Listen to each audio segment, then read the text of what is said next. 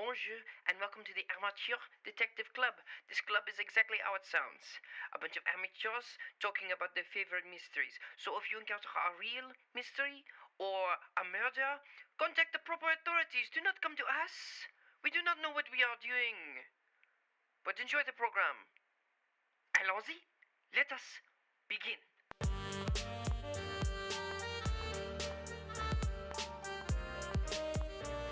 Hello everybody, welcome to the Amateur, I now call the meeting of this Amateur Detective Club to order. My name is Tristan Miller, the Saucy Sleuth, and this is going so well. Oh, great. I'm Melissa Meli, the spy. We're using that? Good. Oh. Today's show is maybe brought to you by Audible. Go to audibletrial.com/ADCpod. At this point, it's Schrodinger's Audible. And you can use that URL to get a free audiobook. Maybe. See if it works. If not, if it doesn't work, you want to hear my life hack? Go to the flippin' library. Support your local library. They probably have the audiobook you want. Oh, libraries. Ours is, I believe, opening this month. Oh. Or it might already be open. I know they were doing prep work for it. But, for example, the Queensborough Library has an app that you can just listen to wow. audiobooks on if you have an account. Yeah. I had no idea. Yeah. You can also make reservations and then come pick up the book you reserved and then take it away. Oh. For curbside pickup. That's so pleasant. Yeah, they started doing that back last summer. Oh, yeah, that makes sense. Because they didn't want people inside the libraries, which are famously not well ventilated. It's true. The local bookshop, Astoria Bookshop, Mm-hmm. I think they still do appointments for book pickup. Yeah, that makes sense. It's something that made sense before. But yeah, I believe they do. And then also local comedy venue and also bookstore QED down the street has a lot of good books. But we're talking about audiobooks specifically. Yes. We're also on the Scavengers Network. You can go to scavengersnetwork.com. Check out all their fun stuff there. And we're on the social media at ADC Pod. Also, while you're at it, this thing you're listening to the podcast on, your podcatcher? You should rate, review, and subscribe. Leave us a nice 5-star review. And if you want to email us with some compliments, send those to amateurdetectiveclub@gmail.com. I swear I'll read them and then ignore them accidentally. Yeah. Because of life stress. And an attention deficit that I'm desperately trying to cling to. You're clinging to the deficit? Yeah, you have to balance the deficit. No, yeah, sure. Yes. You got a Stranger Things going now. Stranger Things hair going. Oh, yeah. Yeah. I have curly hair is what Melissa's trying to say. Well, it looks very 80s right now. Yeah, because I also have an ear piercing and that's very dangly. Yeah.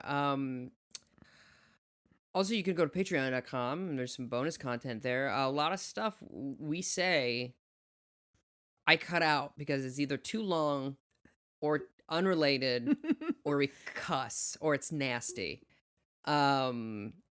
So if you want to hear weird, long, cussing, nasty stuff for as little as $1. If you want to hear us talk about Boba Fett for a while. Oh, no, that got just put right in the can. Oh, you did? Yeah, you just threw it away? I just threw it away. I didn't have the time to explore I was like, this is, Well, that's lost to time. That's lost to time. Yeah, unless here we go again. No. I need to start a Star Wars podcast where, again, I'm starting the Randy Newman. I'm going to plug it now. I'm trying to do promo for it.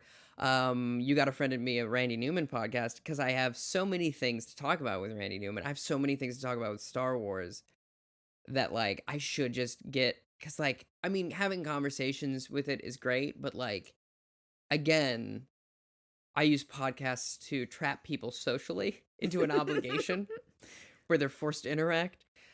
There's that episode of Scrubs where there's a hypochondriac, and he has a tennis elbow or something. Okay. And none of the doctors believe him because he's in all the time. It's played by Richard Klein. the very funny Richard. Yes, yeah. Kind. Richard Kind, yeah. Yes, Richard Kind. And he goes, well, tennis people. He goes like basically people don't like me, and so tennis is the one time I have a week where they're forced to interact with me. I remember this. And that is how I feel about podcasts. Yep. We're like, I'm like, yeah, you're obligated to come over to my home and to be pleasant around me.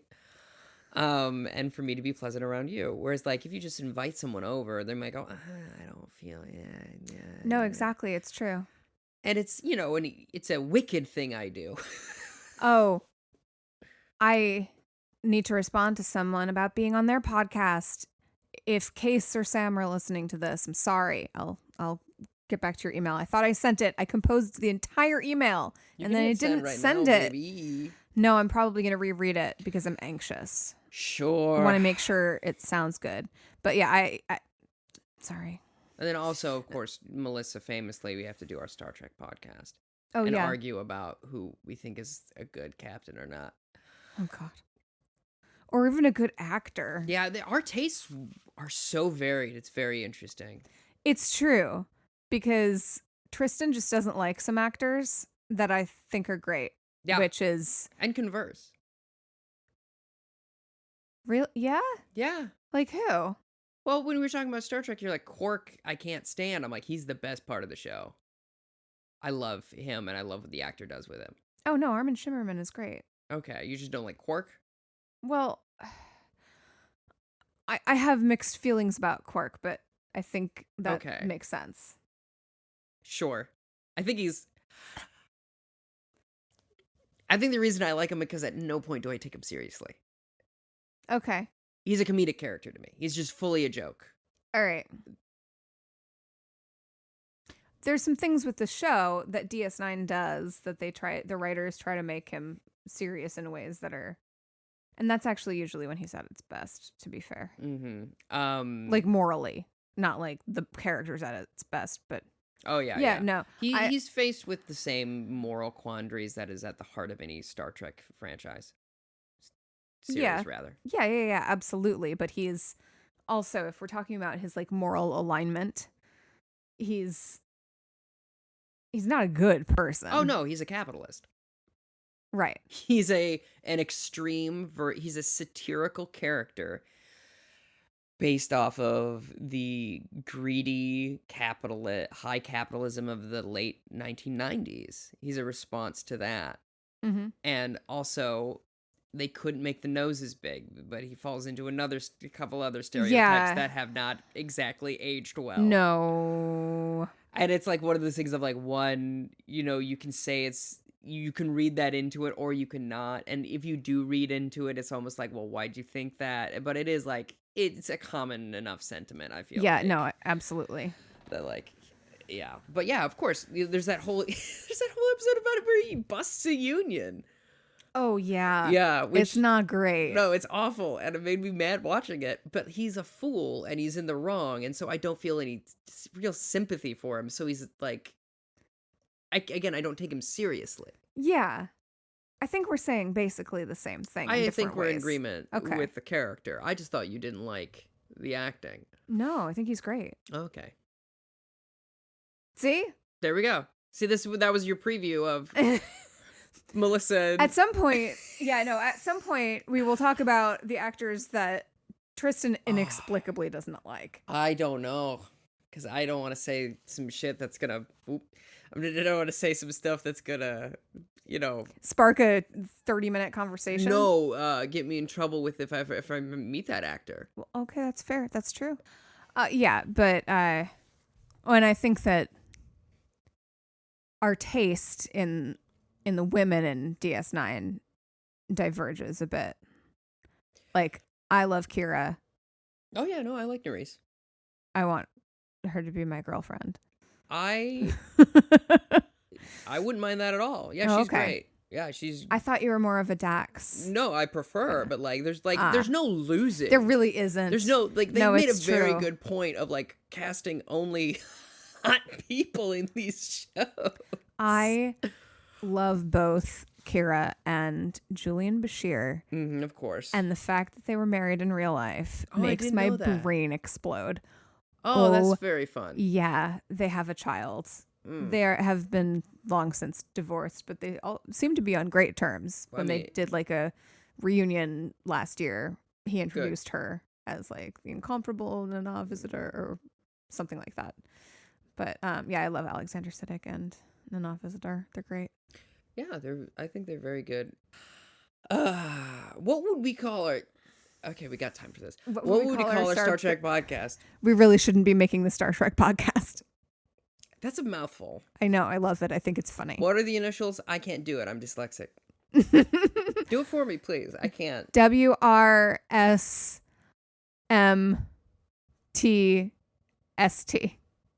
That's terrible. Yeah, that doesn't have like a bim bam. Like it doesn't like roll off the tongue. Acronym. We really shouldn't be making this Star Trek podcast. Kind of rolls off the tongue, except for me just stuttering over it. Yeah, the irony. But I feel like we could find a quote from Star Trek of like we really shouldn't be doing this. You know, something around that, and I think that would be appropriate. To boldly no, I think like NO, like don't do this. Don't make it so. Don't make it so. That's fun. What would we start with? What series? How would we do it? Because going episode by episode, that's going to be oh gosh. Yeah. That's a lot. No, that's too much. That's not. People do that already. Yes, we do that for Only Murders in the Building. Eventually. Yes, eventually. We'll get to it. We know why you're here. This is the part you scrub through. Oh, this is where we do our best work. No, it's fine. I know what you're here for. Selena Gomez. Yep. So this is season 1, episode 6 of Only Murders in the Building. What is it called? To Protect and Serve? Yes. Great. We get a last time on. And we started getting a mature audiences only. I don't know if you... Oh, I didn't notice. Yeah, because when we started this, covering it, it wasn't there at the beginning. And then I think something must have happened where, again, when we did the first episode, I was like, oh, they say the F word. Yeah. And I was like, oh, because, like, it's so bright and colorful and it's billed like it could be family friendly. Oh, yeah, it does. It is very colorful. Yeah. I like that. Yeah. The palette's very fun. They did a great job with the wardrobe and all that. Yeah. It's good. So. All right. When we last left our heroes, we actually get an open on a voiceover of a character we haven't heard that much from. Yes. And she is a detective. The detective who we ran into. In the first episode. When we, meaning Charles, Oliver, and Mabel, were going up and looking at Tim Kono's body. Yeah, like a couple of weirdos. Yeah. And she was like, all right, you guys need to get out. Get out of here. I do love this about the series. They do make 3 characters that are so lonely, so estranged, and so out of touch with reality that, of course, they would do this nuts thing. Because what they're doing is really quite strange if you stop and you think about the premise of this. Oh, yeah. It's, like, not legal. Also, it feels like they've broken several laws. And, like, it feels like they're also weird, lonely, and desperate. And I think they're all that way in their own unique ways, which I think, I think that's great. I think they really did a good job. Yeah, and this episode really helps solidify that. We'll get into it. So we have this detective talking about this TV show she was watching as a kid where this guy would have voices in his head trying to make decisions. Kind of like Inside Out. Yeah, much like Inside Out. And it shows like this flashback to her as a kid watching it and like wearing a cape and a mask, which is very cute. Yeah, and she was talking about you're always alone. You're born alone, you die alone, except for unless you're twins, but they freak me out. Yeah. It's very fun and weird. Yeah. And then she gets back to present time and looks like she has figured out how not to be alone because she comes home to her wife. who is pregnant. Mm-hmm. And on a ladder, which is not safe. All ladders, just terribly unsafe. If you know what you're doing, yeah. Yeah. They're terribly unsafe. You ever done physical comedy with a ladder, Melissa? I can't say that I have. I walked straight up. This is the arrogance of youth. Great. As a 16-year-old person, I walked straight up a ladder and then like walked off the top of it as like a physical comedy bit for a clowning act. It was like a 8-foot ladder, something. So like I cleared it the other side. It's still on YouTube somewhere. And I like looking back, I was like, my knees still hurt at the concept of that. Okay. Yeah, right? Yeah. You've never like okay. Our theater backgrounds are different. They are. You had responsible teachers. Philip Lowe, if you're listening, you know what you did.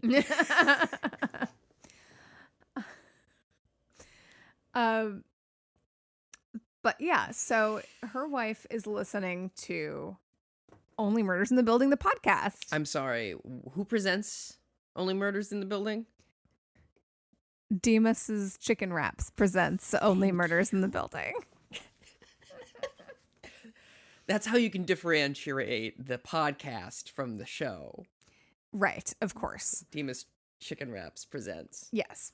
Only Murders in the Building. So she's listening to the podcast and they come over and, the wife is like, why have you forgotten my kiss? And she says, oh, I'm sorry. Let me fix that. And she rushes over and her wife can smell the cigarette on her. And she says, yeah, I just had a really stressful day. Dead kid. Yeah. And she's like, all right, but you better cut that out when Kareem gets here. And she's like, excuse me? That is not the name of our son? Yeah. I'm like, Kareem is not a bad name. So I'm with her wife on this one. Also, the detective, rather. We should find out her name. D. Her wife is Kiara. D says when she walks in, why are you listening to that true crime crap? Yeah. Which police officers and detectives specifically must hate this trend. It depends. Depends on what? On what podcast it is. Like, on what the podcast is doing. Okay. Because there's a true crime podcast with a former forensic investigator and a journalist who have been like reaching out to police departments and saying, hey, if you want us to fund some of your cold case research, like we've got you, kind of thing. Oh, okay. And so, I mean, some of them are probably annoyed, but some of them are probably like, great, thank you. Free labor. Yeah, no, absolutely. Like, Paul Holes is one of the co-hosts of it, and he has cracked many cold cases, including the Golden State Killer, the one that he worked with Michelle McNamara a bunch, and actually so did Billy Jensen. That's how they know each other. Billy Jensen's the other host, and he's a journalist. Gotcha. Yeah. Okay. So that kind of thing might not be as annoying, but like, whereas, three idiots walking around their building trying to solve a murder. Stooges, if you will. We should bring that back. Let's bring back a stooge. What is the etymology of this word? Is it racist? I don't think it's racist. I think it's someone who gets swindled easily. Okay. But let me look up stooge. I feel like every time I turn around, it seems as though... yeah. Which is not to say we shouldn't be aware. It's just disappointing how many words have made themselves, have worked their way into the vernacular that come from really problematic places. Origin unknown. A person who serves merely to support or assist others, particularly in doing unpleasant work. Oh, all right. That seems okay. Kind of like a rube. Let's see if Merriam-Webster has any further. First known That's why you listen to this podcast, right? It's unknown. So to see, hear it about- could be racist. It's Schrodinger's racism. Oh, So if you want it to be, it can be. If you want to get upset, you can be upset that we said stooge. And if you don't want to be, then I'm gonna say it again, stooge. I mean, we want to be respectful, but as far as we know, it's unknown. Exactly. So it's unknowable. Unknowable. So you get to decide. Great. So, despite my flat affect, I think people understood that I was kidding. we're recording at 9:30 again, not because I got here particularly late this time, because we just talked for 2.5 hours. We talked about clothes and boys and shoot. No, we did not talk about boys, but we did talk about clothes. we did. and I got on my Randy again. The reason I have a podcast about it, I got on that high horse and Star Wars again. And I live alone. I live alone. I got nobody to talk to. Boo, boo, boo, boo. Yep. Little hands. So, Little eyes. as the podcast is playing, Dee hears the Arconia. Yes. And goes, wait a second, what? And She goes, I shut that case. Suicide case closed. yeah, and then Kara says, okay, but what about the cat footprints? And she goes, oh, well, the cat did it? Yeah. The cat did it? Like, she gets miffed. Yeah. And again, understandably so. Yeah, absolutely. And fun little line that she says that I didn't catch the first time I watched this episode. And was- listened. And listened. Yeah, I did both. Yeah. I watched and You- listened. I used both my eyes and my ears. Mouth and nose. I didn't use my mouth to watch. You don't lick. I don't like the episodes, no. What an absolute.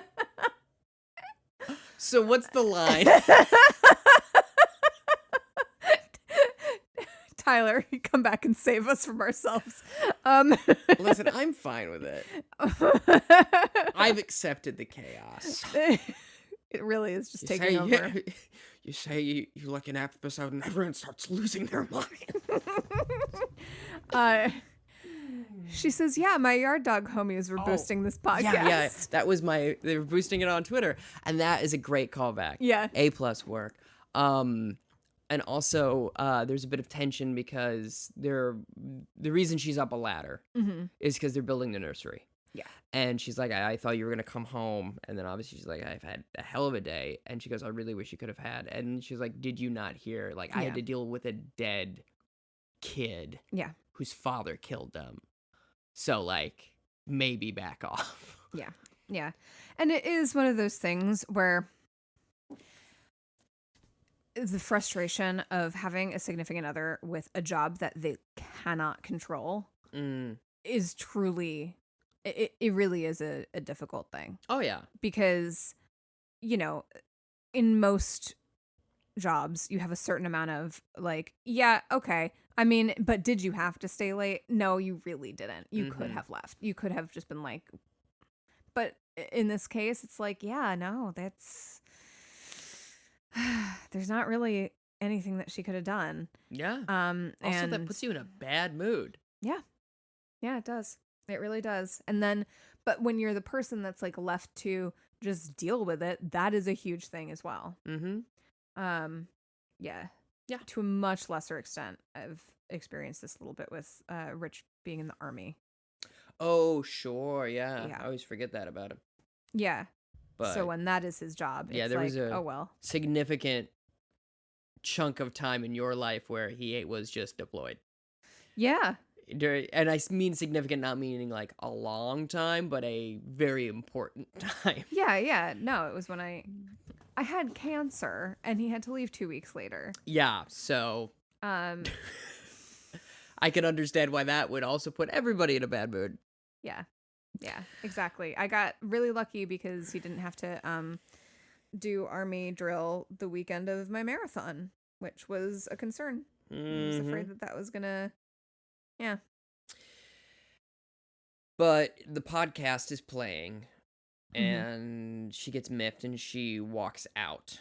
Yeah. In a huff. Yeah.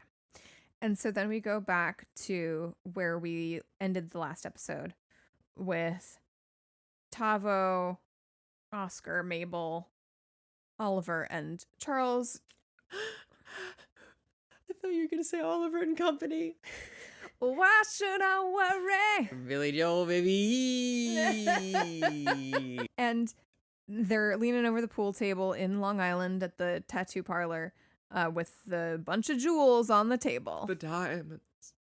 And Oliver says, and we stared at them for what felt like a beat too long, which was hilarious. Yeah. This is a very self-aware episode. It is. It's in very some ways. funny. Yeah. So Tavo's saying that he kept buying pieces. Tim Kono was buying pieces from Angel. Yes, this person named Angel. Yeah, it's the only name he got. And then also, because he's like, I got him this one, and I got him this one, and I got him this one. Yeah. And he goes, oh, shoot. Yeah. He was supposed to meet, Tim was supposed to meet Cutter today. Yeah. Here, actually. And then someone walks in. Mm-hmm. And it's a woman, middle-aged woman, and Charles goes, well, I assume you're not Cutter. Right. And then Mabel goes, it's hi, Mom. It's right. Mabel's mom. Played by Mandy Gonzalez, who was the woman that I saw play Angelica in Hamilton on Broadway when I saw the production. That's fun. Mm-hmm. That's fun. Yeah. You'd like to see a New York actor. Oh, yeah. Love to see quality New York acting. That's right. No, yeah. She's great. So then they all go to dinner. Except Tavo. Tavo doesn't come. Tavo's got work to do. Yeah, he's busy. They go over to Mrs. Mora's house for dinner. They don't go like to a restaurant. Yeah. Oh, and they start, and Oliver's talking about Stephen Sondheim. And it starts off, and that abused, scared little boy was Stephen Joshua Sondheim. And it's like such a good, it's a perfect, and here's me wrapping up a story, like it very well accomplished. Yes, and it made me giggle because it's one of the two composers that Tristan knows. Yeah, the two. There's just the two. Yeah. And well, now the three with Lin-Manuel Miranda. Sure.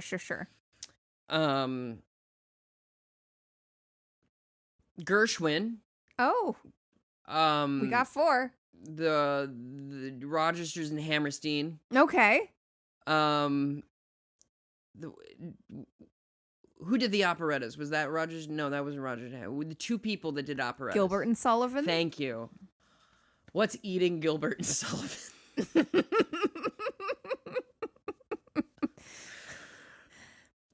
Pirates of Penzance. Okay. Yeah. Mm-hmm. So they mention Tim, and Mabel's mom says, "Oh, the one from the Arconia, the one that is the reason that Oscar went to jail. Why are you still talking about him?" Talking to, and she goes, "I'm not. He's dead." And she Yeah. went, "Oh, oops." Yeah.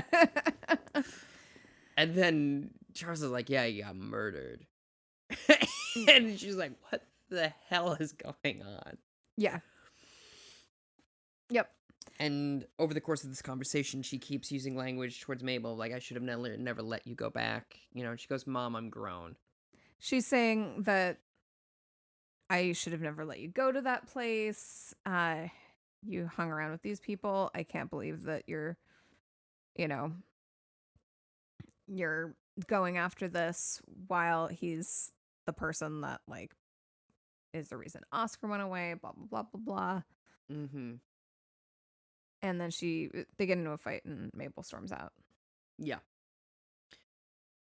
And then does it cut to Dee? Yes, it does. And Dee is in her office and going over the case file. Mm-hmm. And part of it was never submitted. Right. And the toxicology form. Thank you. And then the cell phone was never submitted to the lab. Right. Tim's cell phone. Mm-hmm.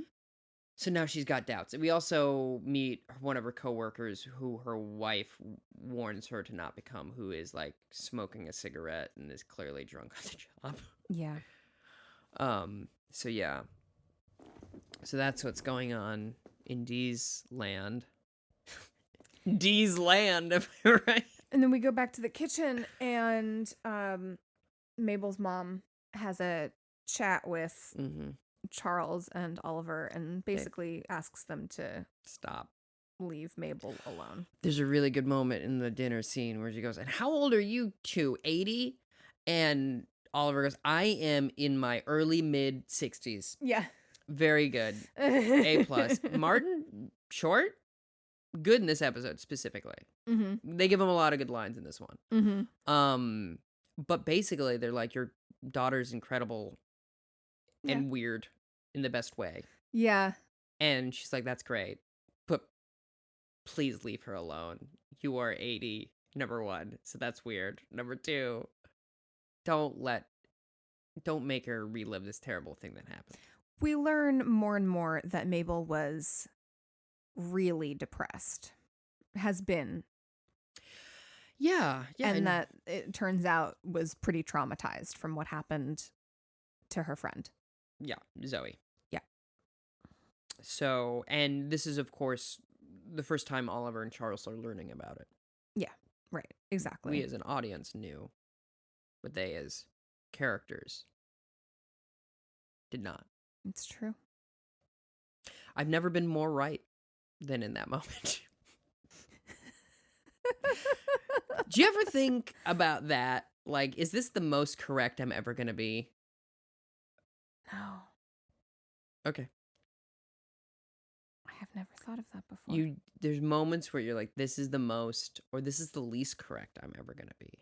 And I'll have no idea when. The most extreme example, and this is going to make you spiral probably. Great. Of like, you never know when your midlife crisis is because you never know when your life is going to end. So you could have already had your midlife crisis. Oh, no, I've thought about that. Yeah. As it turns out, yeah, I think about death a fair bit. But you have such a sunny disposition. I know. I'm very complicated. I don't think that's complicated. I'm multifaceted. There it is. You contain multitudes. I contain multitudes. People say I contain multitudes, and then they get pissed when you don't act consistent. And I'm like, which is it, Jan? I have another version of that joke. Is like, people will say, "Oh, you're so brave to speaking up about mental health," and then when I act crazy, they get mad. I don't like pick one. Like.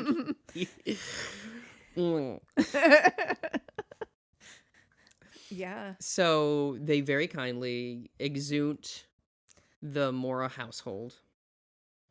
Yeah. They have a little interaction with Mabel. Where she is basically like, yeah, this is probably for the best.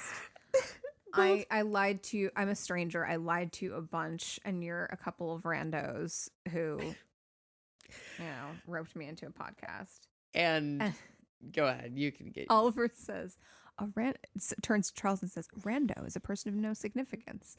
And Charles says, "I got it from the context clues. But thanks. You. It's very good. Yeah. Both times I watched this, there was some sentence that she said that I'm trying to figure out what her voice sounds like and how to mimic it back. Oh yeah. Because she has this, like, it's it's almost like Carrie Fisher's voice, but she's a mumbler, and it's here, and it's small, but it's also like it's really forward, and she doesn't open her mouth at all when she talks. Yeah. And I'm just like, so that scene both times, for whatever reason, I'm like, I can do this, and I did, and then now it's gone. Like, I cannot. It's one of those situations where I can only parrot it back when I hear it right away. And just keep practicing. You'll get it. Yeah, I don't know why I would need to, but... I mean, why not? Yeah, live a little, I guess. But yeah, Charles comes up to her and says, "Thank you. This is the most alive I've felt in a decade." And then they rack focus to Oliver and goes, "Me too." Yeah, and it's really sweet and, like, earnest. For Oliver specifically. Yeah. Because Oliver doesn't do Ernest very well. They go back to the Arconia. And then they make love. Can you imagine? I do. Oh. So they're sitting in Charles's apartment, I believe. Drinking some gut milk. And they're like, this is really good. It goes 13% alcohol. Oh. It's perfect. That's so funny. And he delivers it in such a wry way of like, oh, okay, that explains that. Just like, move on. Yeah. So And- Charles is like, all right, well, we had a good run. We have to be done with the podcast. Like, this is Mabel's life. It goes, at every true crime story is someone's real life. And Oliver goes, you're just realizing that now? And he goes, yeah, well, it feels more personal now that we know. Right. And then Oliver he says, it's always felt personal to me because of Winnie. Oh, yeah. And Charles says, who's Winnie? And I knew, I when this interaction happened, I knew you were going to have opinions about it. Yeah. Charles doesn't remember his dog. No. The first time he said about Winnie, I was like, oh, right. I was like, he had a dog. Because they very quickly scoot that dog off screen. The dog is being cared for By his son. by his son. The dog is fine. The dog is fine. But this leads to Oliver going, you're right. We're just randos. We don't know anything about each other. No, sorry, Charles says that, and Oliver's like, no, we do. Sure we know each other. He goes, well, are my parents dead or alive? He goes, dead. Lucky guess. It's very funny. It is funny. And it's very, again, you see there's these little moments where you can see that Steve and Martin have been working together for years, and they just Oh, it's so good. It really is very good. Yeah. So Oliver gets a text message and it's from Teddy, and he says, come to me, we need to speak. And it's in all caps.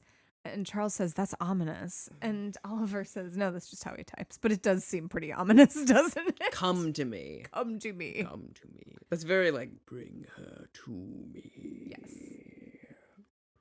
Yes. So we cut to Dee at home with her mad wife on the couch. Can I say this scene, very sweet. Very sweet. But Dee sits down kind of on the opposite side of the room. Mm-hmm. And I'm like, it's justified. And the actors do a great job of justifying the blocking that was given. But I'm like, that's because they were shooting last year. They're 6 feet apart. Same in the ladder scene. That's why they don't kiss right away. There's a kiss in this. Ooh, but like, that's probably why they did that. That's probably true, yeah, because they are on opposite sides of this couch. I mean, it is justified, though, because, like... They're in a fight. And she talks about the first time she met her. Yeah. Texting while driving, and then... She's like, I was not. You're like, you're lying to me to this day. Yeah. But then I knew I wouldn't be alone again. Mm-hmm. It's very sweet. It is. And, you know, they're talking about having the kid and whatnot, and And Kara says, I knew those podcast guys were up to something. Mm-hmm. And she's like, you missed something, didn't you? Yeah. And she's like, well, I can't open the case because I can't make sergeant if I do that. Also, that's not what the job is of a police officer. Mm-hmm. So Dee has to figure out something to do. Yeah. Then also they settle on the name Keith for their son. Yeah. Perhaps the biggest mistake these two people will ever make. Yeah. It's fine. I don't know. I don't enjoy the name Keith. Kareem is so much better. I do agree. It's a much better name. Oh, well. You know, if the best name, you know what the best name is? What is the best name? Tristan. It's Tristan. It's good. It's a good thing that my friend Vicky just named her son Tristan. Mm-hmm. Yeah. It's a good name. It is a good name. It's a good name, that is. Mm-hmm. So then Oscar and Mabel are in Mabel's room, and Yeah. Nice. it's fun to see people's, like, an adult's childhood room that was never changed. She apparently built a tree of life. Yeah. Which is beautiful, and, like, I would have in my room now because I'm a child. Do you still have access to your childhood home? No. Okay. Nor do I.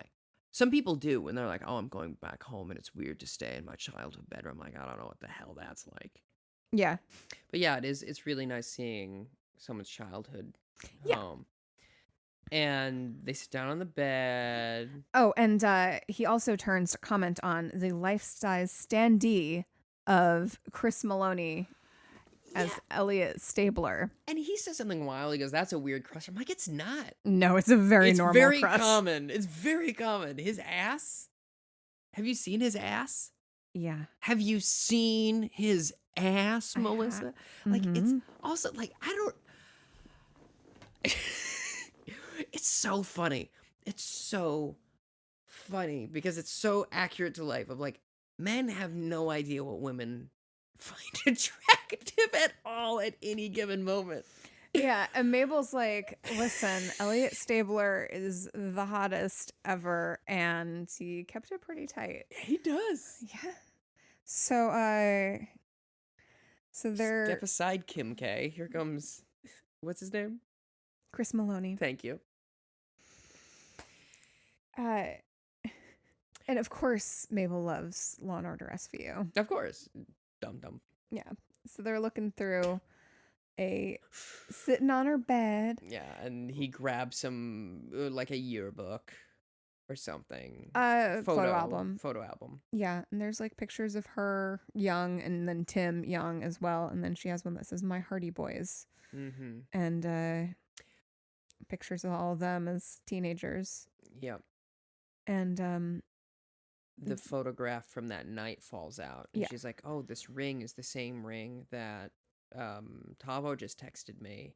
And he goes, can we just not talk about this thing? Because I'm sick of it. Yeah. Because it's the reason I was in prison. Yeah. Like, they also do some flirting where she had bangs at one point, and it's all very cute. Oh, yeah.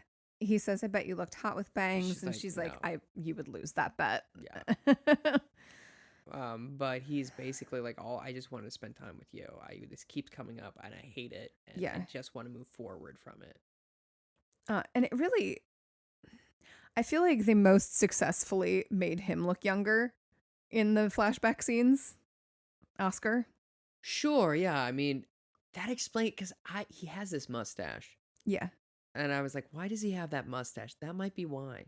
Yeah. To make him look a little older, because they're both very youthful people. They are. They're effervescent. Yeah.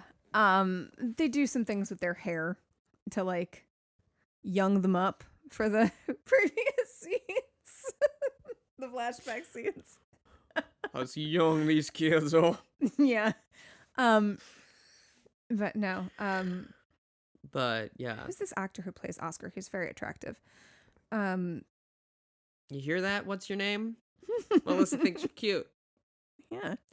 But yeah, they basically kind of have a little bit of a heart to heart, and then they scoot closer and they smooch. Yeah.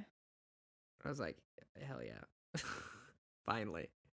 They do some really good acting when they're earlier on in the scene as well, because there's a moment where he like looks at her and I'm like, oh, I know that. Yeah. I know that. Yeah. But yeah. So then it cuts to the meeting with Teddy. And Teddy is showing them a clip from Jimmy Fallon. James Fallon. Where they had Cinda Canning on. And she says, yeah, the guy who played Brazos has a podcast now. Yeah, because Fallon says, hey, do you feel responsible for the uptick in podcasts? Yeah. And she's like, yeah, I guess. The guy that... Yeah. And actually, it made me think the fact that the guy who played Brazos has a podcast would actually, in real life, make this podcast blow up much faster than it seems like it is. Oh, 100%. Like if God rest his soul, Peter Falk started a podcast, Oh yeah. people would be like, wait, what? Yeah. But yeah, so anyway, I did have that thought. I'm like, that's unrealistic. That they're not doing better already. Well, I mean, I don't think anyone knew about it because, like, I guess not. because they don't have a PR person. No, that's true. If Charles was smart, he would say to his agent, "Hey, I'm Right. doing this podcast." Right. But also, Charles doesn't want to do anything with his life except for coast on residuals, it seems, Oh goodness. and be sad. Yeah. And listen to the oboe. So they're watching this with Teddy Demas, who, by the way, is played by Nathan Lane. I know we mentioned that before, but just to clarify, it is Nathan Lane, Nathaniel Lane. who's doing a great job in this episode. He delivers a monologue in a minute that is captivating. Yeah, he does a very good job. Yeah. I was like, here's a theater actor. Yeah. It's like that's it, baby. Mm-hmm. He also puts on a thicker New York accent than he has, which I find very charming. Mm-hmm. Yeah, it's good. So Cinda Canning says the name of the podcast is Teddy Demas Chicken Wraps, or Demas Chicken Wraps presents Only Murders in the Building. And they're trying to solve a murder in their building, and their main suspect is Sting. And everyone goes, ah, ha, ha, ha, ha. So it seems very embarrassing. And Teddy goes, do you know how big Fallon is in Greece? Mm-hmm. Those people are going to be shitting their pants out of envy. Yeah. And there's a really great turnaround there. And it was one of those things of like, until this moment, I was like, oh, I guess of course he's Greek. Yeah. It never occurred to me that Teddy Demas, I'm like, oh no, that does make sense actually. Yeah, absolutely. And I mean, listen, they say on Fallon, like, I mean, who doesn't love Demas chicken wraps, you know? No, everyone loves a chicken wrap. Yeah. And so it's great press. Yeah, it's great. Yeah. Absolutely great to have Fallon talking about it. No, it's great. And he says, Fallon, listen. And I can't get up. There you go. When he has ED. I'm so sorry. Oh, made myself laugh. There you go. Ugh. So he says, all right, here's $50,000 for the next 3 episodes. And they're like, oh, we can't because we have morals. Right, yeah, we can't exploit our friend. And then he gives this monologue, this beautiful monologue about how his grandmother came over from Greece. During the Armenian Grecian Holocaust. Yeah, she gave all her money to get passage to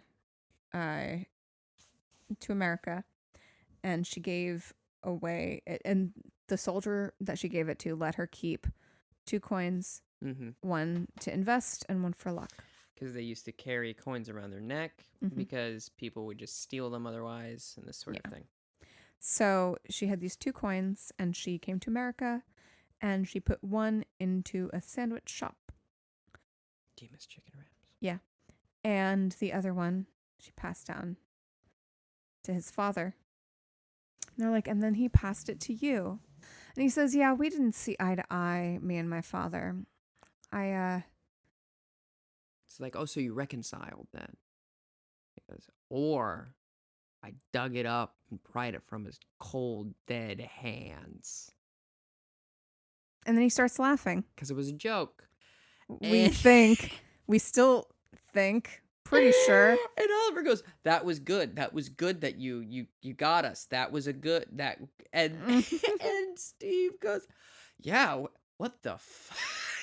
Yeah. This is really funny. Yeah.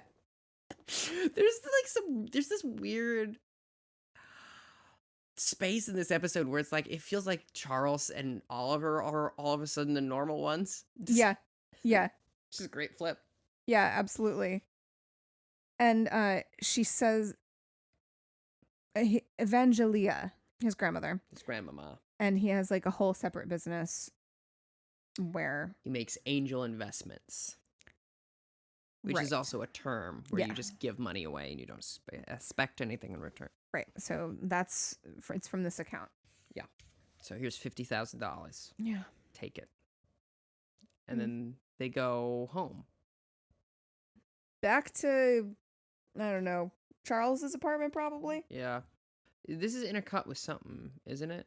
Oh, right. We go back to Dee, who has decided to send the phone to Mabel. Maybe that perhaps happened earlier, but now's as good a time as any to tell you. She addresses an envelope with Tim's phone in it, manila envelope, to Mabel at the Arconia. Mm-hmm. And so they're gonna rip up the check. Yep. They're gonna do it. We gotta do it. We have to do it. Really good moment where he's like, and Oliver's like, now? It's like, yeah, now. And he starts to do it, and Charles goes, wait, and he goes, oh, thank God. Like, it's so good. Where it's like, it's so good. And he goes, well, the name on this is Angel. And he goes, well, it couldn't possibly be. Right. But we can't continue. So Angel, like the jewelry person that Tim was having. Oh, the jewelry thief that Tim was having trouble with. Thank you. Trying to break the business down. But then Mabel rushes in. Yeah. And she has tamales and hummus. And she goes, the peace offering. It's a peace offering. She almost sounds like George Lucas. Yeah. We do get a scene with Mabel and her mom a little bit earlier, just where she says basically like, fine, go ahead, do what you need to do. Yeah, like I do have to go and do that. But like I'm okay. And also her mom says, ask her a good kisser. And she's like, Mom, shut up.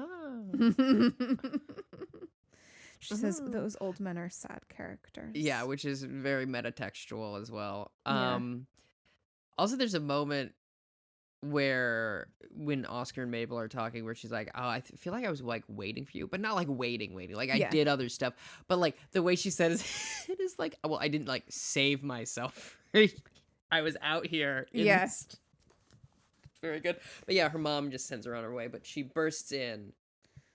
Yep. With tamales from Mama Mora and hummus. And hummus that she picked up for Oliver. And Oliver goes, this is a day expired. And he goes, we both know you're gonna eat it. And he does. Yeah. It's nasty. It's fine. You can eat 1 day expired hummus. Yeah, you can. I've eaten This is just a suggestion. Yeah, for real. The fact that you said it's just a suggestion, I'm sorry. I'm like my concentration apparated completely. Like I just can't comprehend. Like, this is a suggestion. No, the expiration dates, they have a little wiggle room. Yeah, I did call my mom the other day, and I was like, "Mom, I had some pork chops in the freezer," and I was like, "I thawed them out about 3 days ago, and they said sell by like 2 weeks ago. Are they fine?" She's like, "Yeah, they're fine." Tristan. Yeah, they were in the freezer. Yeah. Oh yeah. Exactly. And I'm like, okay, I don't know food. Use or freeze by. Basically. Use or freeze by. Yeah. Often with meat, it'll be use or freeze by this date. Copy that. Okay, well that's nice to know. But she goes, well, I have a hard time trusting people and liking people. She goes, you're gonna make me say it, and Charles goes, I would like to hear the words. She goes, well, I want to do this podcast with you. Yeah. Yeah, it's really sweet. The 7 words every man wants to hear. So then she says, here's another peace offering. The phone. Tim Kono's phone. And then they go, we have one too. And he puts Teddy's headshot. And it's clearly a headshot. Yeah. Nathan Lane just, hey, Nathan, can you just bring in your headshot? I don't have that. Can you imagine if Nathan Lane had those lying around? Yeah. As if that's not what, anyway. Yeah, I got one here. Yeah. Because I guess I'm still auditioning. It's funny. Yeah, it's not his headshot. It is not nearly good enough. But But yeah, so our prime sponsor is now our prime suspect. And then Marty. And he says, "Oh, that's good. That'll make a great last line for an episode." Cut to black. Perfect. Again, very metatextual. Yeah, I love it. Book ended with those two jokes. Yep. It's good. Yeah, it's a solid show. 3 out of 5. Not particularly funny. A lot of character stuff that's important, but Ooh. yeah, I mean, but it was all stuff like it was stuff we already knew, but the characters needed to catch up with each other. Yeah. So it was like it wasn't like boring because it was executed in an entertaining way, but it was just like, yep, we needed this step to go to the next place. Yeah. And I was talking to you before we started recording 3 hours ago. Now I think I know what's going on. A little. We're in the middle of a plot where I'm like, ooh, I think I'm now like theorizing, and now I'm more engaged in the story, like much like halfway through an episode of you go, ooh, I think I know who done it. Right. Yeah. So. Yeah, it's really interesting. Mhm. I'm gonna give this one a 4. I liked it quite a lot for some reason. Because I like the show. No, it's really good. For some reason. No, it's really good. It's true. It has a lot of character stuff, but there is some really like quiet moving of the plot forward that happens. Yeah, it's a necessary piece. Yeah. It's a very important episode to move things forward, but it isn't like the most, like there's not a car chase. No, but there is a Stabler Sandy, which is nice. That is nice. I will say, hey, how did Charles and Oliver get home? Is Aphrodite okay? Do we know the car situation? Maybe the yard dogs gave them a ride home. The yard dogs were just outside the apartment. Yeah, sure. The whole time. The whole time. Maybe they got the LIRR. Malure. Or they took a really expensive Uber that Charles paid for. That's the most likely scenario. I think so as well. I was thinking about that. Whereas Mabel absolutely took the train. Yes. No, Oscar has a car. Oscar has a car, but I don't. For whatever reason, I was like, I just didn't think he would come back into the city. Where with would her. he? Why?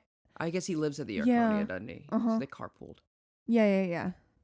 He gave her a ride Wait, home. does he live there, though? No, he doesn't. His dad does, but where does he live? Well, he lives there now, I think. I mean, where else does he have to go? Exactly. Maybe he'll get an apartment soon, but it seems like it would be quite the leap from being in prison to... Yeah, I don't think a lot of landlords are eager to have ex-convicts as tenants, unfortunately. Yeah. He got so I've tried to figure out what Oscar was, like his sentence was clearly very light. 'Cause I would assume manslaughter. yeah, I think probably. Like, I don't think it couldn't have been murder of any degree. From at least what I know of the situation now, unless there's more to be revealed later on about the specifics of that evening. But from what I can garner, it does not feel like he would get anything particularly heavy. Well, I mean, they've heavily implied that he didn't do it at all. Exactly. Right. But so, yeah. Also, he's out of prison within 10 years. Right. So it's got to be a light sentence to begin with. Yeah, and then he probably got out on parole with... good behavior, presumably. Yeah. Considering he wants to open a yoga studio. Yeah. Yeah, we do find out. I'm so sorry. I just remembered, God, prison must be terrible. Yeah. So... no, it's great. And... yeah, because of course I'm like, okay, well, how'd that trial go down? This is how I think about stuff. But we will find out very soon what happened that night. I don't doubt it. Yeah. It seems like we gotta. Yeah, of course. So that's it. Yeah. That's the podcast. And next week we talk about Star Trek. Surprise, we're just not gonna. Could you imagine? We just fall off in the middle of it. That's happened to me before. Anyway, next week we're gonna talk about what episode was it? 6, 7? 7. Episode 7 next week. What is it called? It is called The Boy from 6B. So it's about the Andrews sisters? With the investigation scratching at a web of old crimes originating inside the building, a mysterious young man turns the tables to spy on Charles, Oliver, and Mabel. Ooh. This is my favorite episode of the Is it because the boy's season. cute?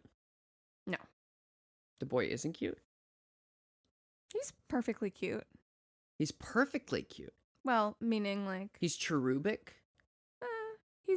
He doesn't really do it for me, but... He could do it for somebody. Yeah.